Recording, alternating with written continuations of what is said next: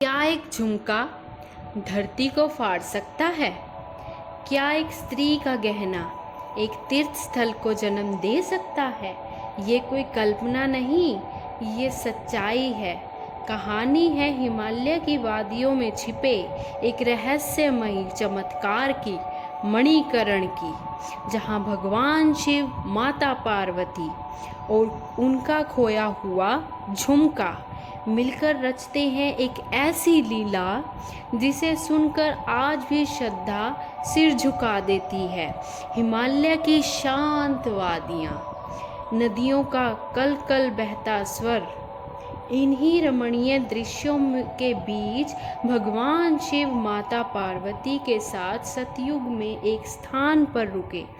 यह वही स्थान था जिसे आज हम मणिकर्ण के नाम से जानते हैं।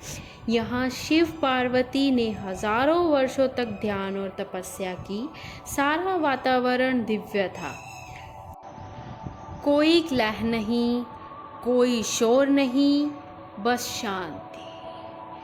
एक दिन माता पार्वती मंदाकिनी के किनारे स्नान कर रही थी।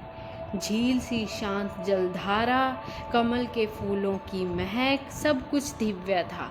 लेकिन तभी माता के कानों का एक झुमका अचानक कान से छूटकर जलधारा में गिर गया। माता ने झुमके को खोजने का प्रयास किया, लेकिन वो कहीं नहीं मिला। उन्होंने भगवान शिव से कहा, स्वामी, मेरा झुमका जल में गिर गया है, आप देखिए ना। शिवजी ने अपने गणों को बुलाया, जाओ उस झुमके को खोजो, वो सामान्य नहीं, शांति का प्रतीक है। गणों ने नदी की तलहटी तक छान मारी, पर झुमका कहीं नहीं मिला। तब शिवजी क्रोधित हुए। उनकी तीसरी आंख तेज धरती पर असर करने लगा। पूरा हिमालय हिल गया, आसमान गरजने लगा, धरती फटी और वहीं से निकली एक तेज गरम जलधारा। इतना गरम कि उससे धूप की तरह भाप उठने लगी।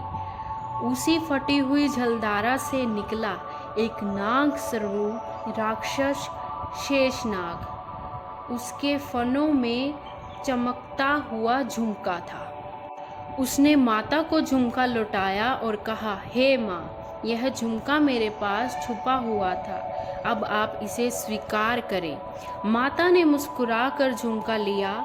शिवजी शांत हुए, लेकिन उस स्थान पर गर्म पानी की जलधारा बहती रही। तब से लेकर आज तक वह जलधारा वहीं नियंत्रित बह रही है।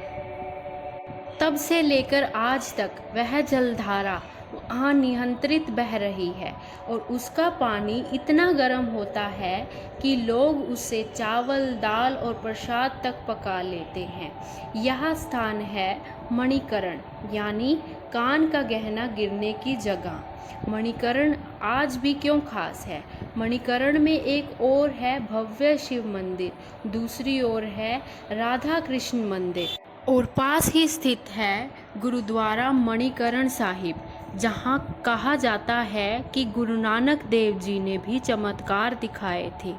यहाँ 3 धामों का अद्भुत संगम है, हिंदू, सिख और सनातन संस्कृति का चमत्कारी मिलन। जब भी आप कुछ खो दें तो घबराए मत, क्योंकि कभी कभी खोया हुआ ही आपको आशीर्वाद बनकर वापस मिलता है। मणिकर्ण सिर्फ एक तीर्थ नहीं, ये उस प्रेम, शक्ति और विश्वास का स्थान है जहाँ शिव और शक्ति की लीला आज भी जल की गर्मी में बहती है। हर हर महादेव, जय माँ पार्वती।